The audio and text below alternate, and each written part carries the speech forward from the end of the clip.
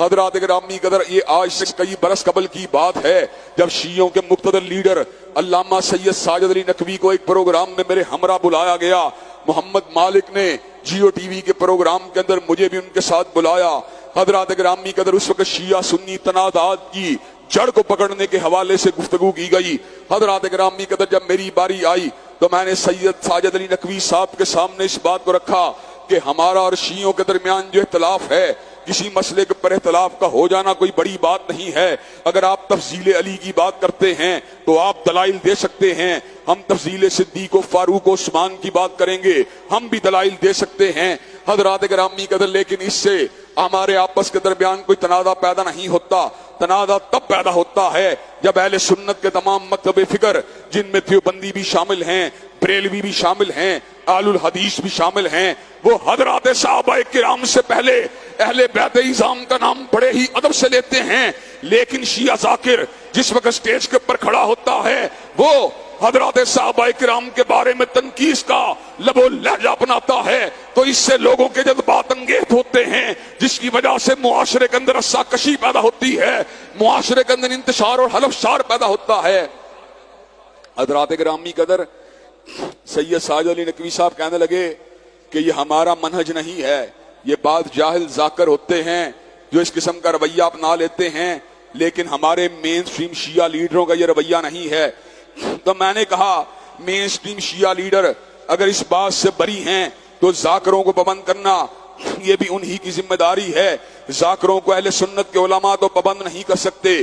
آپ کو چاہیے کہ آپ اہل سنت کے علماء کے حوالے سے جہاں پر آپ نے اپنے معافی ضمیر کا اظہار کیا وہیں پر صحابہ کرام رضوان اللہ علیہ مجمعین کی شان و عظمت کے حوالے سے بھی آپ کو کھل کے اپنے موقف کو بیان کرنا چاہیے.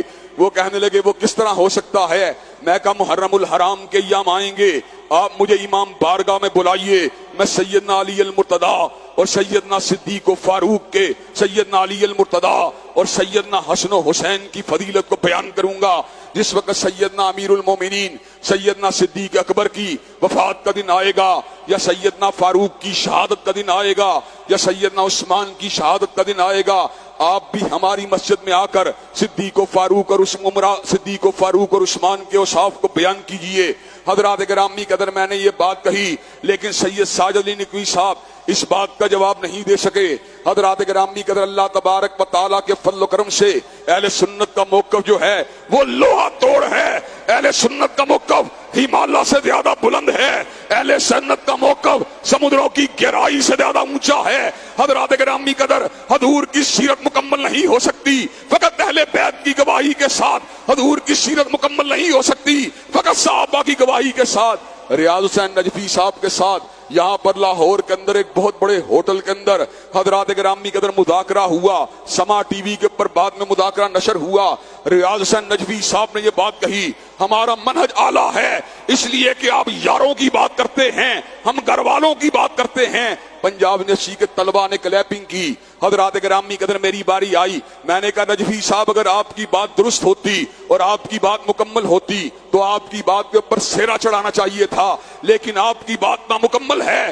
حضرات گرامی قدر میں نے کہا اہل سنت جو ہیں فقط صحابہ کی بات نہیں کرتے بلکہ گھر والوں کی بات بھی کرتے ہیں. جب حضور گھر میں تھے تو گواہی اما عائشہ نے دی ہے, جب حضور گھر میں تھے تو گواہی سیدہ فاطمہ نے دی ہے, جب حضور گھر میں تھے تو گواہی سیدنا حسن و حسین نے دی ہے, لیکن جب حضور غار میں تھے تو گواہی سیدنا صدیق نے دی ہے, جب حضور سفر میں تھے تو گواہی سیدنا فاروق نے دی ہے.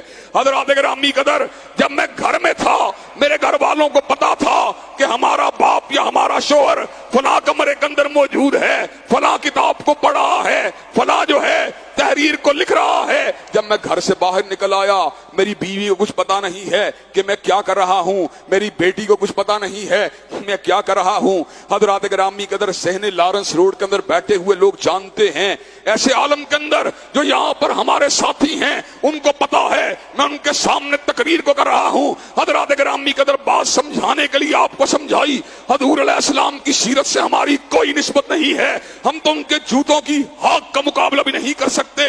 उनके जूतों की आग से उठने वाले जर्रात का मुकाबला भी नहीं कर सकते, लेकिन हजरत गिरामी कदर बबांगे दोहल इस बात का ऐलान तो कर सकते हैं और इस बात को समझा तो सकते हैं। हजूर की सीरत नामुकम्मल रह जाएगी अगर फकत घर की गवाही को माना जाए। हजूर की सीरत को मुकम्मल करने के लिए घर बार की गवाही को भी लेना पड़ेगा, और हजूर की सीरत को मुकम्मल करने के लिए यारों की गवाही को भी लेना पड़ेगा।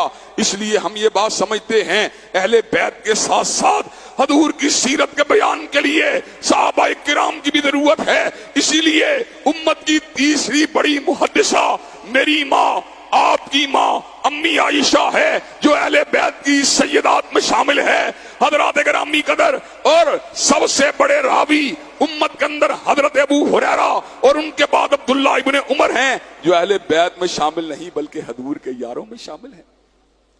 इसका मतलब यह है हजूर की सीरत को मुकम्मल समझने के लिए यारों की भी जरूरत है और घर वालों की भी जरूरत है। जब मैंने ये बात कही रियाज नजवी साहब, हम अहले बैत की भी बात करते हैं, सहाबा की भी बात करते हैं, तो पंजाब यूनिवर्सिटी के तलबा ने मजीद ऊंची क्लैपिंग की और ये बात को हमने वहां पर वादे कर दिया कि अहले सुन्नत का मौक़िफ़ अल्लाह तबारक व तआला के फज़ल व करम से लोहे से भी ज्यादा मजबूत है।